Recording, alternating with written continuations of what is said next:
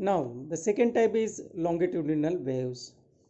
The waves in which particle of the medium vibrate in a direction parallel to the direction of propagation of the waves are called as longitudinal waves. Waves along springs, sound waves in air. These are the two examples of longitudinal waves. What are the properties of longitudinal wave? First property represents definition of the wave, longitudinal wave. The particle of the medium vibrates in a direction parallel to the direction of propagation of the waves. ज्या दिशेला wave जात आहे त्याच दिशेला particles काय होत असतात, vibrate असतात. Wave along the x axis जाते, पॉझिटिव्ह एक्स ॲक्सिस, तर यांचं व्हायब्रेशन सुद्धा कसं असतं, along the positive direction of x axis असतं, टू अँड फ्रो. ते जवळ आले की कंप्रेशन तयार होतं, ते दूर गेले की रेअरफेक्शन तयार होतं. आणि आपण हे बघितलं की जेव्हा ह्या वेव्ज मीडियममधून पास होतात तर त्यावेळेस काय होतं, तर मीडियममध्ये कंप्रेशन अँड रेअरफेक्शन्स काय होतात, अल्टरनेटली तयार होतात. सेकंड सेम प्रॉपर्टी आहे जी याच्यामध्ये होती, ट्रान्सवर्स वेव्हमध्ये होती. All the vibrating particles of the medium have same amplitude, period and frequency. मी हे ट्रान्सवर्स वेव्हच्या फॉर्ममध्ये दाखवण्याचा प्रयत्न केला, even though there are compressions and rarefactions. हे मी एक्स ॲक्सिस घेतलेलं आहे आणि हे टाईम घेतलेलं आहे. तर आपल्याला असं लक्षात येईल की कोणतेही पार्टिकल जर आपण त्या मीडियमचा घेतला तर त्याचं जे मॅक्झिमम डिस्प्लेसमेंट असणार त्याच्या मेन पोर्शनपासून ते किती असणार, इक्वल टू असणार आहे. म्हणजे ॲम्प्लिट्यूड प्रत्येक पार्टिकलचं काय असणार आहे, सेम असणार आहे. त्याचबरोबर त्याचा पिरियड ऑफ ऑसोलेशन जर घेतला, mean to positive extreme to mean to negative extreme to mean, म्हणजे एक ऑसोलेशन कंप्लीट झालं, एक वेव्ह त्याच्यामधून काय झाली, पास झाली, तर त्याचा पिरियड प्रत्येक पार्टिकलचा मिडियममधल्या पिरियड कसा असतो, सेम असतो. आणि पिरियड जर सेम असेल तर फ्रिक्वेन्सीसुद्धा काय असते, सेम असते. तर सेकंड जी प्रॉपर्टी आहे ही दोन्हीही वेव्हसाठी सेम आहे.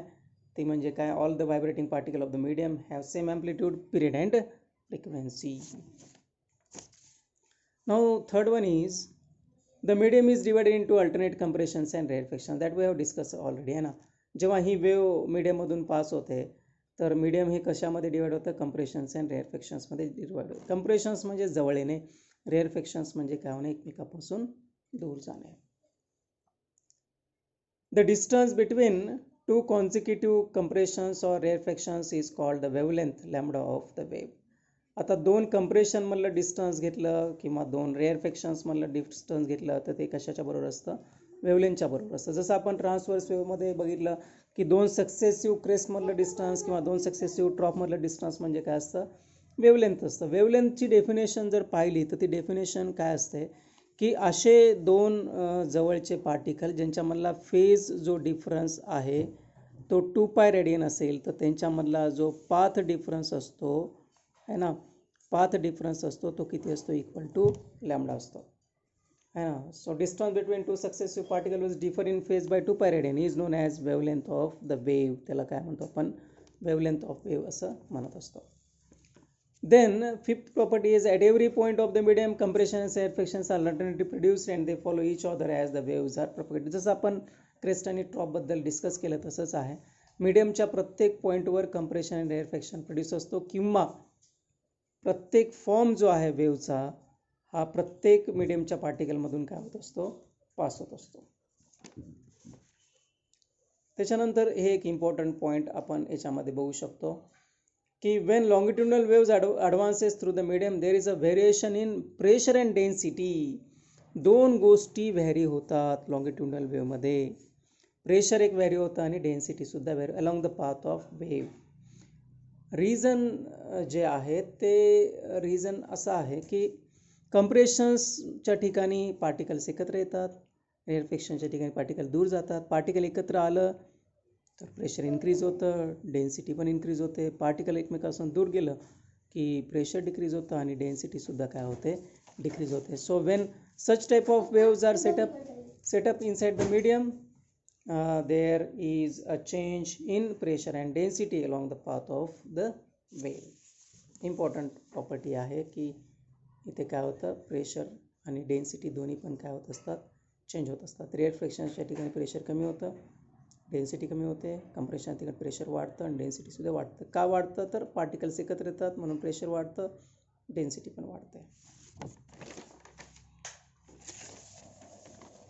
नेक्स्ट प्रॉपर्टी आहे longitudinal wave can propagated through the medium which possesses the property of bulk modulus, that is volume elasticity. Therefore they can travel through solids, liquids and gases.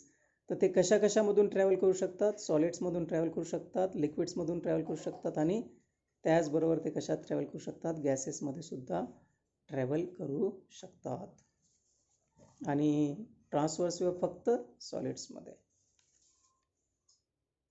Longitudinal waves cannot be polarized since direction of vibration of particle and direction of propagation of wave are the same or parallel. आता हे आपण बघितलंय की ज्या डायरेक्शनमध्ये wave चालली आहे त्याच डायरेक्शनमध्ये ते व्हायब्रेट होत आहेत particle. So they are already polarized. त्याला काय पोलराइज करणार आपण?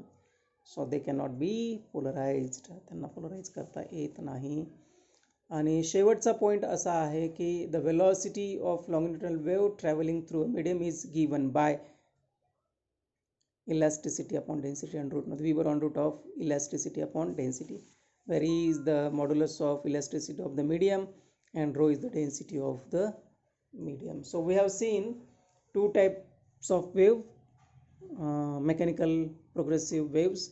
One is transverse progressive wave, other one is longitudinal progressive wave and their properties. Now this is important relation that we want to discuss. Relation between velocity, wavelength and frequency. Velocity, wavelength आणि फ्रिक्वेन्सीमध्ये एक definite relationship आहे वेवच्या. कोणत्याही वेवसाठी हे applicable आहे. The rate of change of distance with time is called the speed of wave. स्पीडबरोबर काय असतं? डिस्टन्स अपॉन टाईम असतं. The wave covers a distance equal to wavelength during the period T. Therefore the magnitude of velocity is given by v is equal to lambda by t. इथे आपण आता हे बघू शकतो. हे जे डिस्टन्स आहे इथून इथपर्यंतचं ते आहे वेवलेंथ इतकं डिस्टन्स. इथून इथपर्यंत वेव जाण्यासाठी लागणारा टाईम म्हणजे असतो पिरियड. वेवची वेलॉसिटी v आहे. वेलॉसिटी इंटू पिरियड म्हणजेच वेवलेंथ असतं. तर इथून इथपर्यंत वेव जाते याचा अर्थ काय? एका पार्टिकलला एक ऑसिलेशन्स करण्यासाठी जितका टाईम लागतो तेवढ्या वेळामध्ये वेव काय होते? इथपर्यंत पोहोचते. एक वेव त्याच्यामध्ये एका पार्टिकलने एक ऑसिलेशन कंप्लीट केलं की त्याच्यातून एक वेव काय पडत असते? बाहेर पडत असते. ठीक आहे. तर टी इतक्या टाईम पिरियडमध्ये किती डिस्टन्स ट्रॅव्हल केलं जातं? वेवलेंथ इतकं डिस्टन्स ट्रॅव्हल केलं जातं. तर वेलॉसिटी ऑफ वेव बरोबर काय झालं? लॅम्बडा अपॉन टी झालं आहे ना. But we know that reciprocal of period is equal to frequency. पण आपल्याला माहिती आहे 1/t म्हणजे फ्रिक्वेन्सी असतं आहे ना. तर मग आता आपण v बरोबर काय झालं? लॅम्बडा बाय टी होतं तर 1/t इंटू लॅम्बडा केलं. मग असं केल्यामुळे काय झालं? v बरोबर n इंटू लॅम्बडा मिळालं. तर हे जे रिलेशन आपल्याला दिसतं हे युनिव्हर्सल इक्वेशन आपण याला म्हणू शकतो. Because this relation is obeyed by all kinds of waves. Okay, so this is the important relation that we will follow in every way. प्रत्येक वेव मध्ये हे इक्वेशन काय होतं? फॉलो केल्या जातं.